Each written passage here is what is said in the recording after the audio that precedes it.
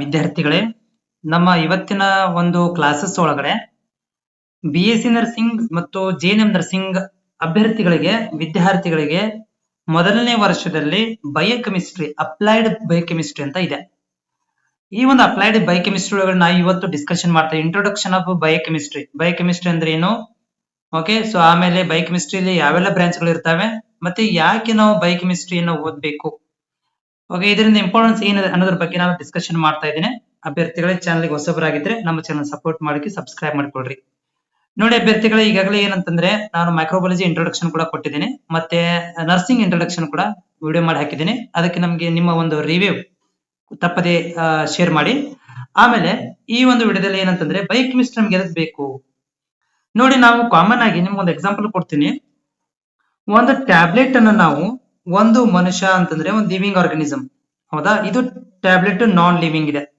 ಈ non living ಇರುವಂತ ವಸ್ತು ಹೋಗಿ ಬಯಾಲಜಿ, ಬಾಡಿ ಅಂದ್ರೆ ನಾವು ಅಂದ್ರೆ ಬಯಾಲಜಿ, ಇದು ಈ ಒಂದು ಕೆಮಿಕಲ್ ಬಯಾಲಜಿ ಜೊತೆಗೆ ಹೋಗಿ ಇಂಟರ್ಯಾಕ್ಟ್ ಆಗುತ್ತೆ. ಇಂಟರ್ಯಾಕ್ಟ್ ಆಗಿ ಇದು ಏನಾಗುತ್ತೆ ಅಂದ್ರೆ, ಈ ಡ್ರಗ್ ಇದೆಯಲ್ಲ, ಇದು ಟ್ಯಾಬ್ಲೆಟ್ಸ್, ಇದು ಬಾಡಿ ಜೊತೆಗೆ ಇಂಟರ್ಯಾಕ್ಟ್ ಆಗಿ ನಮ್ಗೆ ಯೂಸ್ಫುಲ್ ಆಗಿ ಕನ್ವರ್ಟ್ ಆಗ್ತಾ ಇದೆ. ಸೊ ಈ ಎರಡು ಕಾಂಬಿನೇಷನ್ ನಾವೇನ್ ಕರಿತೀವಿ, ಪ್ಲಸ್ ಕಾಂಬಿನೇಷನ್ ನಾವು ದ ಕೆಮಿಕಲ್ ಪ್ಲಸ್ ಬಯಾಲಜಿ, ಅದಕ್ಕೆ ನಾವು chemistry and biology. It is a combination of, ಏನಪ್ಪಾ ಅಂತಂದ್ರೆ combination of chemistry and biology ಅಂತ ಕರಿತೀವಿ. ಈ ಕೆಮಿಸ್ಟ್ರಿ ಮತ್ತು ಬಯಾಲಜಿ ಕಾಂಬಿನೇಷನ್ ಇರೋದ್ರಿಂದ ನಾವು ಈ ಡ್ರಗ್ಗಳು, ಇಂಜೆಕ್ಷನ್ ಇರಬಹುದು, ಇವೆಲ್ಲ ನಮ್ಮ ಬಾಡಿ ಜೊತೆಗೆ ಹೆಂಗ್ ಇಂಟರ್ಯಾಕ್ಟ್ ಆಗ್ತಾ ಇದಾವೆ. ಆಮೇಲೆ ನಾವು ತೆಗೆದುಕೊಳ್ಳುವಂತ ಯಾವುದೋ ಫುಡ್ ಇರಲಿ, ಅದರೆಲ್ಲ ಕಂಪ್ಲೀಟ್ ಆಗಿ ಅದು ಒಳಗಡೆ ಹೋದ್ಮೇಲೆ ಅದು ಒಂದು ಮಾಲಿಕ್ಯೂಲ್ ಕನ್ವರ್ಟ್ ಆಗುತ್ತೆ. ಅದು ಇಸ್ ನಥಿಂಗ್ ಬಟ್ ಕೆಮಿಸ್ಟ್ರಿ. ಅದು ಹೋಗಿ ನಮ್ಮ ಬಾಡಿ ಜೊತೆಗೆ ಹೆಂಗ್ ರಿಯಾಕ್ಟ್ ಆಗುತ್ತೆ ಅನ್ನೋದು ಸ್ಟಡಿ ಮಾಡೋದೇ ನಮ್ಮ ಬಯೋಕೆಮಿಸ್ಟ್ರಿ. ಓಕೆ. ಸೊ ಅದರ ಒಂದು ಪಕ್ಕಾ ಡೆಫಿನೇಷನ್ ಏನಿದೆ, ಬಯೋಕೆಮಿಸ್ಟ್ರಿ ಅಂದ್ರೆ ಏನು, ಅದರ ಒಂದು ಪರ್ಫೆಕ್ಟ್ ಒಂದು ಡೆಫಿನೇಷನ್ ಇರಬೇಕಲ್ಲ. ಸೊ ಇಲ್ಲಿ ನೋಡ್ತಾ ಇದ್ರೆ ಡೆಫಿನೇಷನ್ ಏನಿದೆ ಅಂತಂದ್ರೆ ಬಹಳ ಈಸಿ ಆಗಿದೆ ಅಂತ ಚೂಸ್ ಮಾಡ್ಕೊಂಡಿರೋದು ಇದೆ ನಾನು. ಸೊ ಬಯೋಕೆಮಿಸ್ಟ್ರಿ ಅಂದ್ರೆ ಏನು, it is the branch of biology which deals with combine study of biology and chemistry. So ಇದು ಏನಪ್ಪಾ ಅಂತಂದ್ರೆ, ಇದೊಂದು ಬಯಾಲಜಿಯ ಒಂದು ಬ್ರಾಂಚ್ ಬಯೋಕೆಮಿಸ್ಟ್ರಿ ಅನ್ನೋದು. ಇದು ಕಂಬೈನ್ ಸ್ಟಡಿ ಮಾಡ್ಸಿಕತ್ತೆ ಅಂದ್ರೆ ಬಯಾಲಜಿ ಮತ್ತು ಕೆಮಿಸ್ಟ್ರಿ ಎರಡು ಕಾಂಬೈನ್ ಸ್ಟಡಿ ಮಾಡುವಂತ ಒಂದು ಏನಂದ್ರೆ ಬ್ರಾಂಚ್ ಆಗಿದೆ with in the living organisms. Living organism ಒಂದು ಜೀವಿಗಳ, ವಿತ್ ಇನ್ ದ ಜೀವಿಗಳ ಒಂದು ಒಳಗಡೆಯಲ್ಲಿ ಬಯಾಲಜಿ ಮತ್ತು ಕೆಮಿಸ್ಟ್ರಿ ಯಾವ ರೀತಿಯಾಗಿ ಕಂಬೈನ್ ಆಗಿ ಕೆಲಸ ಮಾಡುತ್ತೆ ಅನ್ನೋದನ್ನ ಸ್ಟಡಿ ಮಾಡುವಂತ ಒಂದು ವಿಭಾಗವಾಗಿದೆ. ಇನ್ನು ಸ್ವಲ್ಪ ಹೆಚ್ಚಿಗೆ ಹೇಳೋದಾದ್ರೆ ಇದರ ಬಗ್ಗೆ, ಸೊ ನೋಡಿ, biochemist study the structure, composition and chemical reactions substances in the living system. ಒಂದು ಲಿವಿಂಗ್ ಸಿಸ್ಟಮ್ ಒಳಗಡೆ ಏನಪ್ಪಾ ಅಂತಂದ್ರೆ ಕೆಮಿಕಲ್ ರಿಯಾಕ್ಷನ್ ಯಾವ ರೀತಿ ಆಗುತ್ತೆ, ಯಾವ ರೀತಿ ಕಂಪೋಸಿಷನ್ ಆಗಿದೆ, ಅದರ ಸ್ಟ್ರಕ್ಚರ್ ಏನಿದೆ ಅನ್ನೋದನ್ನ ಸ್ಟಡಿ ಮಾಡುವಂತಹ, ಸಬ್ಸ್ಟೆನ್ಸ್ಗಳು ಯಾವ ರೀತಿಯಾಗಿ ಕೆಲಸ ಮಾಡ್ತಾ ಇದಾವೆ ಅನ್ನೋದನ್ನ ಸ್ಟಡಿ ಮಾಡುವಂತ ಒಂದು ವಿಭಾಗವಾಗಿದೆ. ಸೊ ಇಲ್ಲಿ functions, it controls functions and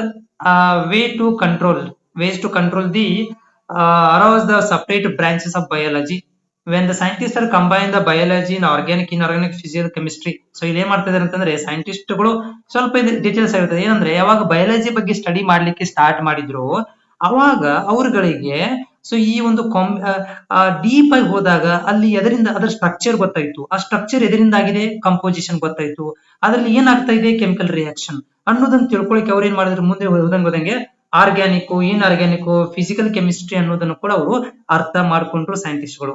ಇದೆಲ್ಲ ಎಲ್ಲಿ ಆಗ್ತಾ ಇದೆ ಅಂತಂದ್ರೆ, ಇದು ನಮ್ಮ ಹ್ಯೂಮನ್ ಬಾಡಿ ಒಳಗಡೆ, ಅನಿಮಲ್ ಬಾಡಿ ಒಳಗಡೆ, ಜೀವಿ ಒಳಭಾಗದಲ್ಲಿ ಒಂದು ಕೆಮಿಕಲ್ ರಿಯಾಕ್ಷನ್ ಏನಾಗುತ್ತೆ ಅದನ್ನ ಎಕ್ಸ್ಪ್ಲೇನ್ ಮಾಡುವಂತ ಒಂದು ಡಿಟೇಲ್ಸ್ ಆಗಿ ಎಕ್ಸ್ಪ್ಲೇನ್ ಮಾಡುವಂತ ಒಂದು ಬ್ರಾಂಚ್ ಬಯೋಕೆಮಿಸ್ಟ್ರಿ.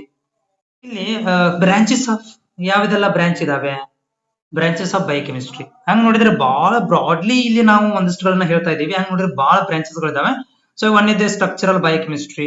ಸ್ಟ್ರಕ್ಚರಲ್ ಬಯೋಕೆಮಿಸ್ಟ್ರಿ ಅಂದ್ರೆ ಏನು, ಇದ್ರಲ್ಲಿ ನಾವೇನ್ ಮಾಡ್ತೀವಿ ಅಂದ್ರೆ ಮಾಲಿಕ್ಯುಲರ್ ಸ್ಟ್ರಕ್ಚರ್ ಬಗ್ಗೆ ಅಂಡರ್ಸ್ಟ್ಯಾಂಡಿಂಗ್ ಮಾಡ್ಕೊಂತೀವಿ. ಆ ಮಾಲಿಕ್ಯೂಲ್ ಯಾವ ಸೈಜ್ ಇದೆ, ಮ್ಯಾಕ್ರೋ ಇದೆಯೋ, ಮೈಕ್ರೋ ಮಾಲಿಕ್ಯೂಲ್ ಇದೆಯೋ, ಆಮೇಲೆ ನ್ಯೂಕ್ಲಿಕ್ ಆಸಿಡ್ ಇಂದ ಪ್ರೋಟೀನ್ ಮಾಡಲ್ಪಟ್ಟಿದೆ, ಅಂದ್ರೆ ಪ್ರೋಟೀನ್ ಒಳಭಾಗದಲ್ಲಿ ನ್ಯೂಕ್ಲಿಕ್ ಆಸಿಡ್, ಅಂದ್ರೆ ಇದು ಸ್ಟ್ರಕ್ಚರಲ್ ಯಾವ ರೀತಿಯಾಗಿದೆ ಬಯೋಕೆಮಿಸ್ಟ್ರಿ ಅಂದ್ರೆ. ಸ್ಟ್ರಕ್ಚರ್ ಬಯೋಕೆಮಿಸ್ಟ್ರಿ ಅಂದ್ರೆ ಮಾಲಿಕ್ಯೂಲ್ಗಳು ಯಾವ ರೀತಿಯಾಗಿ ಮಾರ್ಪಾಡಾಗಿದ್ದಾವೆ ಅನ್ನೋದನ್ನ ಇರಬಹುದು. ಮತ್ತೆ ಸೆಲ್ಯುಲಾರ್ ಬಯೋಕೆಮಿಸ್ಟ್ರಿ.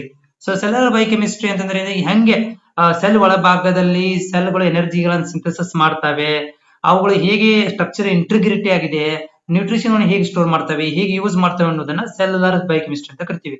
ಮಾಲಿಕ್ಯುಲರ್ ಬಯೋಕೆಮಿಸ್ಟ್ರಿ ಅಂತಂದ್ರೆ ಏನು, ಈಗ ಅದರಲ್ಲಿ ಆ ಒಂದು ಒಳಗಡೆ ಏನಪ್ಪಾ ಅಂತಂದ್ರೆ ಸ್ಟ್ರಕ್ಚರ್ ಮತ್ತು ಫಂಕ್ಷನ್ಸ್ ಗಳು ಬಯೋ ಮಾಲಿಕ್ಯೂಲ್ ಒಳಗಡೆ, ಉದಾಹರಣೆಗೆ ಬಯೋಕೆಮಿಸ್ಟ್ರಿ ಇದು ಕಾರ್ಬೋಹೈಡ್ರೇಟ್ ಇರ್ಬೋದು, ಪ್ರೋಟೀನ್ ಇರ್ಬೋದು, ಡಿಎನ್ಎಗಳು ಇವೆಲ್ಲ ಯಾವ ರೀತಿಯಾಗಿ ಇಂಟರ್ ರಿಯಾಕ್ಷನ್ ಆಗ್ತಾ ಇದಾವೆ ಮಾಲಿಕ್ಯೂಲ್ ಜೊತೆಗೆ, ಅಂದ್ರೆ ಮಾಲಿಕ್ಯೂಲ್ಗಳು ಮತ್ತು ಸೆಲ್ಗಳು ಯಾವ ರೀತಿಯಾಗಿ ಇಂಟರಾಕ್ಷನ್ ಆಗ್ತವೆ ಅನ್ನೋದನ್ನ ಸ್ಟಡಿ ಮಾಡುವಂತದ್ದು. ಆ ಸ್ಟ್ರಕ್ಚರ್ ಇರ್ಬೋದು, ಫಂಕ್ಷನ್ ಬಗ್ಗೆ, ಅದಕ್ಕೆ ಮಾಲಿಕ್ಯುಲರ್ ಬಯೋಕೆಮಿಸ್ಟ್ರಿ ಅಂತ ಕರಿತೀವಿ.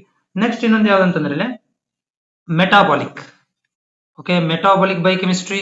ಸೊ ಇಲ್ಲಿ ಮೆಟಾಬಾಲಿಕ್ ಅಂತಂದ್ರೆ ಯಾವ ರೀತಿ ಮೆಟಾಬಾಲಿಸಮ್ ಡೈಜೆಷನ್ ಆಗ್ತಾ ಇದೆ, ಸೆಲ್ ಒಳಗಡೆ ನ್ಯೂಟ್ರಿಷನ್ ಇರ್ಬೋದು, ಎನರ್ಜಿ ಪ್ರೊಡಕ್ಷನ್ ಹೇಗೆ ಆಗ್ತಾ ಇದೆ, ಡಿಟಾಕ್ಸಿಫಿಕೇಶನ್ ಯಾವ ರೀತಿಯಾಗಿ ಆಗ್ತಾ ಇದ್ದೇವೆ ಅನ್ನೋದನ್ನ ಪತ್ತೆ ಹಚ್ಚುವಂತ ಒಂದು ಸ್ಟಡಿ ಮಾಡುವಂತ ಒಂದು department metabolic biochemistry. Next biochemical genetics. ನಾವು ಅಡಿಸ್ ತುಂಬಾ ಇಂಪಾರ್ಟೆಂಟ್ ಇರುವಂತದ್ದು. ಇಲ್ಲಿ ಜೆನೆಟಿಕ್ ಮೋಡಿಫಿಕೇಶನ್ ಮಾಡ್ತಾ ಇದೀವಿ, ಪ್ರೋಟೀನ್ ಗಳನ್ನ ಇರ್ಬೋದು, ಆ ಬಯೋಕೆಮಿಕಲ್ ಗಳಿಗೆ ಯಾವ ರೀತಿಯಾಗಿ ಮೈಕ್ರೋ ಮಾಲಿಕ್ಯೂಲ್ಸ್ ಗಳು, ಪ್ರೋಟೀನ್ಗಳು ಮತ್ತೆ ಎಂಜೈಮೆಟಿಕ್ ರಿಯಾಕ್ಷನ್ ಇದ್ರು ಯಾವುದು ಕಾರ್ಬೋಹೈಡ್ರೇಟ್ಗಳು, ಲಿಪಿಡ್ಗಳು ಯಾವ ರೀತಿಯಾಗಿ ಜೀನ್ ಸಿಂಥೆಸಿಸ್ ಆಗ್ಲಿಕ್ಕೆ ಸಹಾಯ ಮಾಡ್ತವೆ ಅನ್ನೋದನ್ನು ಕೂಡ ಇಲ್ಲಿ ನಾವು ಬಯೋಕೆಮಿಕಲ್ ಜೆನೆಟಿಕ್ಸ್ ಅಲ್ಲಿ ಓದ್ತೀವಿ. ನೆಕ್ಸ್ಟ್ ಇರುವಂತದ್ದು ನಮ್ದು ಎಂಜೈಮೋಲಜಿ. ಎಂಜೈಮೋಲಜಿಗಳಲ್ಲಿ ಬಯೋಕೆಮಿಕಲ್ ಕ್ಯಾಟಲಿಸ್ಟ್ ಅಂದ್ರೆ ಎಂಜೈಮ್ಗಳು ಯಾವ ರೀತಿಯಾಗಿ ಸರ್ಟನ್ ಆಕ್ಷನ್ ತಗೊಂತವೆ, ಎಂಜೈಮ್ಗಳು ಹೇಗೆ ಪರಿವರ್ತನೆ ಮಾಡ್ತವೆ ಮಾಲಿಕ್ಯೂಲ್ ಗಳನ್ನ, ಆಮೇಲೆ ವಿಟಮಿನ್ ಗಳನ್ನ ಇರ್ಬೋದು, ಮೆಟಲ್ ಗಳನ್ನ ಇರ್ಬೋದು, ಅವುಗಳನ್ನ ಹೇಗೆ ರೀತಿಯಾಗಿ ಬದಲಾವಣೆಗಳನ್ನ ಮಾಡ್ತೇವೆ ಅನ್ನೋದನ್ನ ಎಂಜೈಮೋಲಜಿಯಲ್ಲಿ ನಾವು ಸ್ಟಡಿ ಮಾಡ್ಕೊಂತೇವೆ. ಹೋಪ್ ಇದು ನಿಮಗೆ ಸ್ವಲ್ಪ ಅರ್ಥ ಆಗಿದೆ ಅಂತ ಅನ್ಕೊಂಡಿದ್ದೇನೆ. Thank you so much.